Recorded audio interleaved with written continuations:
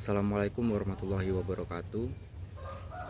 Di sini saya akan menjelaskan tentang materi simulasi sidang dalam PTUN.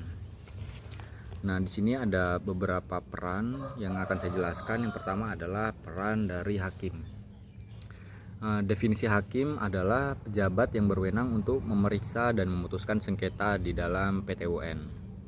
Nah, tugas hakim ada meliputi memimpin jalannya sidang, memeriksa bukti-bukti yang diajukan oleh penggugat dan tergugat. Selanjutnya membuat putusan berdasarkan hukum yang berlaku. Selanjutnya ada kualifikasi hakim, memiliki pengetahuan dan pengalaman yang cukup dalam bidang hukum administrasi. Selanjutnya adalah peran dari penggugat.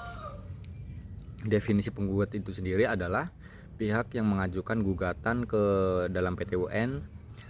Tugas dari penggugat menyusun gugatan yang jelas dan rinci, mengajukan bukti-bukti yang mendukung gugatan, menghadiri sidang dan mempresentasikan gugatan.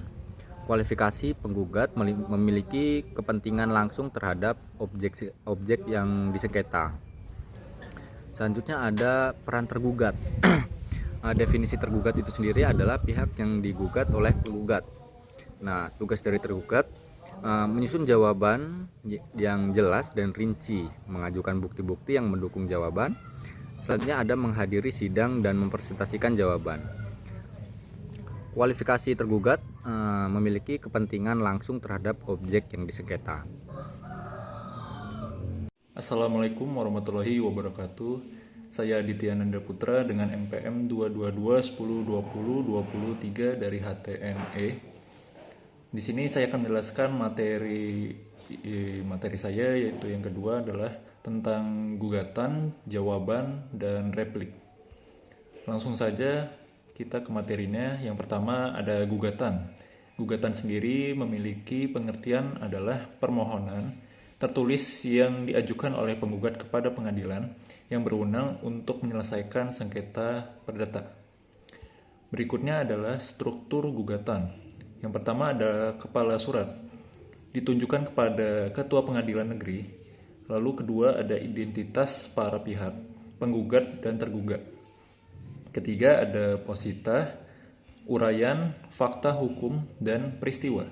Yang keempat ada petitum, permintaan atau tuntutan yang diajukan. Yang kelima ada penutup, tempat, tanggal, dan tanda tangan. Berikut ada contoh dari petitum, yaitu mengabulkan gugatan untuk seluruhnya. Lalu menyatakan sah kepemilikan penggugat atas objek sengketa. Lalu ada menghukum tergugat untuk membayar kerugian. Lalu selanjutnya ada jawaban. Jawaban memiliki pengertian, yaitu dokumen yang memuat tanggapan tergugat terhadap dalil-dalil dalam gugatan. Isi dari jawaban, yang pertama ada tanggapan terhadap posita, menerima, menolak, atau tidak tahu. Kedua ada eksepsi, keberatan formil, contohnya gugatan kabur. Ketiga ada pokok perkara, yaitu pembelaan substansi. Yang keempat ada rekovensi jika ada gugatan balik. Struktur dari jawaban yaitu pembukaan, eksepsi jika ada, lalu ada tanggapan terhadap gugatan, lalu terakhir ada kesimpulan dan petitum. Berikutnya yaitu replik. Replik memiliki arti yaitu jawaban penggugat terhadap tanggapan atau pembelaan tergugat yang telah disampaikan dalam jawaban. Tujuan dari replik adalah mempertahankan dalil gugatan, membantah dalil dalam jawaban tergugat. Isi replik yaitu ada penegasan bahwa dalil gugatan tetap benar. Lalu bantahan atas alasan pembelaan tergugat, terakhir menolak eksepsi dan atau rekovensi. Itu adalah materi dari saya yang akan dilanjutkan oleh rekan saya. Terima kasih. Assalamualaikum warahmatullahi wabarakatuh. Perkenalkan, nama saya Ahmad Mubarok, NPM 2221026. Di sini saya akan menjelaskan mahasiswa mampu mengevaluasi jalannya sidang simulasi berdasarkan hukum acara PTUN yang berlaku. 1. Pengenalan hukum acara PTUN.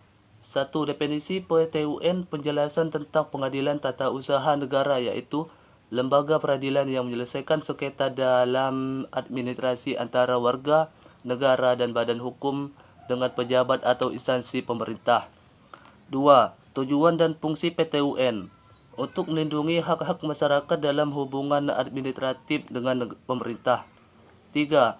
Dasar hukum PTUN mengacu pada Undang-Undang Nomor 5 Tahun 1986 tentang Peradilan Tata Usaha Negara serta peraturan lainnya yang relevan.